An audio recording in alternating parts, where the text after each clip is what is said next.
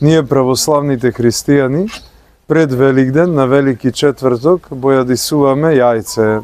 Сега вие знаете дека јајцето е символ на животот, бидејќи од јајцето, кога пилињата кои што се во јајцето ќе ги искршат корупките на јајцето, тие излегуваат, односно се раѓа живот.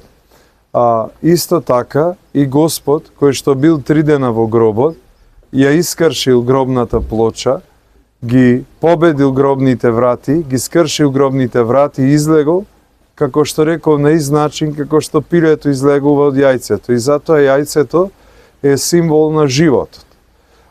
Бојадисувањето и практиката на бојадисување на јајца започнала уште од првиот век на христијанството и затоа имаме еден запис кога Марија Магдалена, една од жените мироносици, која била ученичка и верувала во нашиот Господ Исус Христос, го напуштила Ерусалим, на римскиот цар Тибери му дала јајце и му кажала Христос воскресе.